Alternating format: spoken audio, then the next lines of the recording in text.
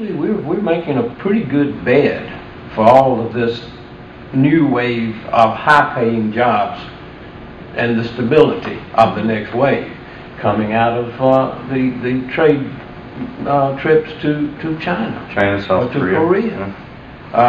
And we'll have a wave of much higher paying jobs. So I see the next 10 years being another wave, more stability, higher paying jobs, people being happy, getting educated. Once again, I think the next wave is going to be one that people will be even more respectful of, proud of, and part of. Well, Gwinnett obviously is a mixed bag of diversity here than when it was when I grew up here, and also as an older generation as well. I think that's something that, as I know the Chamber does, our CID board is made up of a variety of cultures, and that was intentional as we reached out. I know the Chamber does the same thing, and we've got to find ways to outreach to the different cultures and diversity here, embrace it and capitalize on it, and become more of an international economy kind of centered here in Gwinnett County. Make Gwinnett County an international center for the Metro Atlanta area from an economy standpoint. So I think it's something that we need to embrace, and we need to capitalize on it over the next 10 years. I think the growth patterns are going to be reflective of the international community, can be encompassed with, they want to see more of an urban type environment.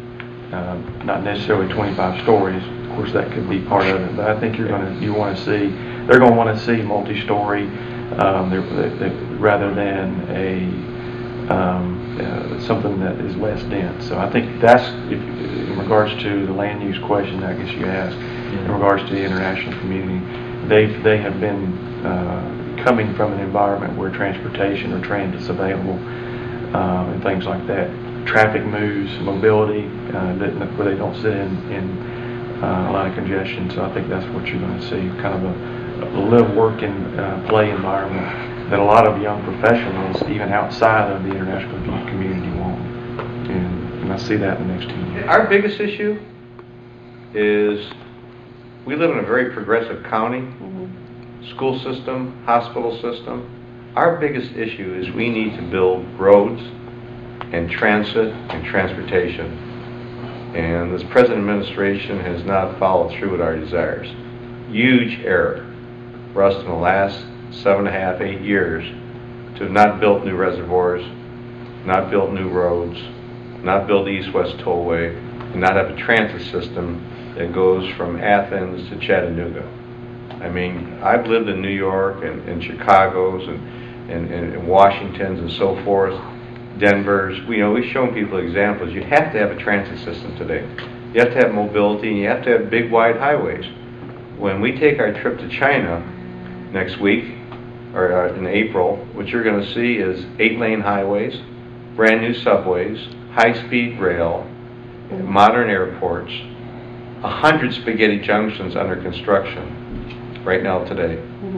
And you say, hey, listen, I'm not saying that they have a better system than we do, but what I'm saying is that they're investing in their infrastructure to give people a better quality of life. And if we have a downfall, it's because this administration we have in Georgia today has not supported rebuilding our infrastructure.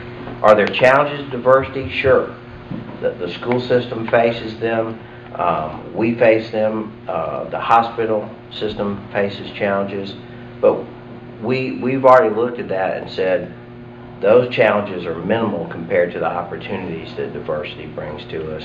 It's really a decade, if you think about it, of transition. We're going to see a transition from the development wave to the technology wave, or as Jim, I think, a lot better at outlining what he sees coming, and the chairman as well. But it's going to be a transition from rapid growth that probably was not sustainable in any county in the country, to a more stabilized society. And diversity actually is an asset for us that we embrace, and I think that we're very fortunate to have, or I think our local economy would be much worse. See, it's not really two Gwinnett's, it's one Gwinnett,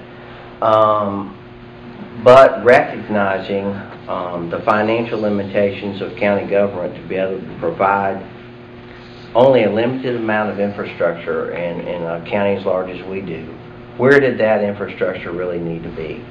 And so a deliberate study was done with our stakeholders to say, should we continue to try to sewer the entire county, bring it out into the eastern portions of the county where population was going to be less dense, our forecasts for growth were less certain, or should we focus it on the I-85 corridor or other corridors where we've had aging sewer lines, maybe sewer lines that aren't large enough to handle new development?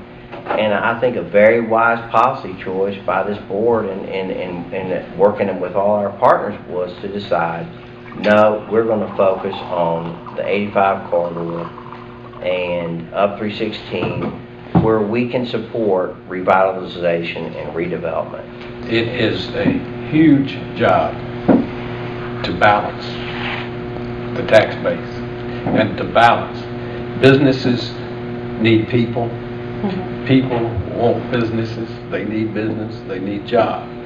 So balancing that growth, the infrastructure, is all, with the infrastructure, is all about what Glenn was saying in the unified plan. It brings the people, the jobs, the transportation, all of that is a, if you could see it, it'd be a complete picture